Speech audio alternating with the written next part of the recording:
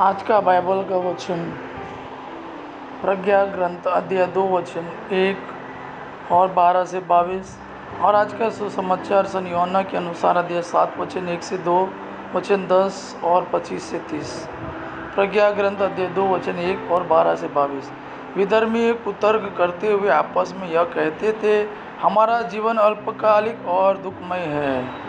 हम धर्मात्मा के लिए फंदा लगाए, क्योंकि वह हमें परेशान करता और हमारे आचरण का विरोध करता है।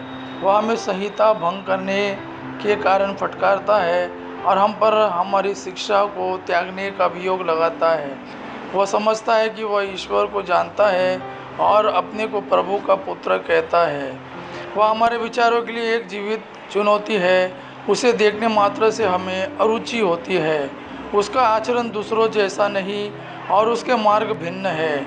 वह हमें खोटा और अपवित्र समझकर हमारे संपर्क से दूर रहता है।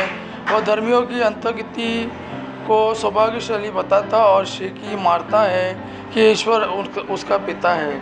हम यह देखें कि उसका दावा कहाँ तक सच है। हम यह पता लगाए कि अंत में उसका क्या होगा। यदि वह धर्मात्मा ईश्वर का पुत्र है तो ईश्वर उसकी सहायता करेगा और उसे उसके विरोधियों के हाथ से छुड़ाएगा।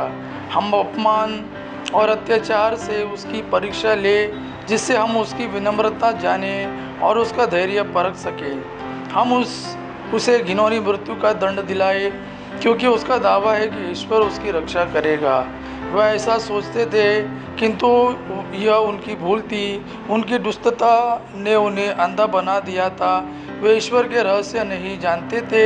वे ना तो धार्मिकता के प्रतिफल में विश्वास करते थे और न धर्मात्माओं के पुरस्कार में। आज का सुसमाचार सन यूहन्ना के अनुसार अध्याय 7 वचन 1 से 2, वचन 10 और 25 से 30।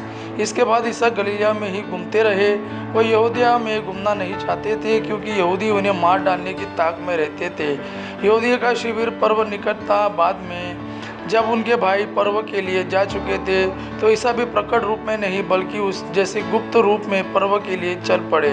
कुछ यरूशलेम निवासी यह कहते थे, क्या यह वही नहीं है जिसे हमारे नेता मार डालने की ताक में रहते हैं? देखो तो यह प्रकट रूप से बोल रहा है और वे इससे कुछ नहीं कहते। क्या उन्होंने सचमुच मान लिया है कि यह मसीह है? फिर भी हम जानते हैं कि यह कहाँ का है, परंतु जब मसीह प्रकट हो जाएंगे तो किसी को यह पता नहीं चलेगा कि वह कहाँ के हैं। ईसा ने मंदिर में शिक्षा देते हुए पुकार कर कहा, तुम लोग मुझे भी जानते हो और यह भी जानते हो कि मैं कहाँ का हूँ। मैं अपनी इच्छा से नहीं आया हूँ।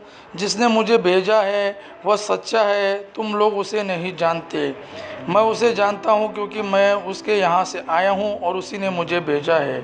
इस पर वे उन्हें गिरफ्तार करना चाहते थे, किंतु किसी ने उन पर हाथ नहीं डाला, क्योंकि अब तक उनका समय नहीं आया था।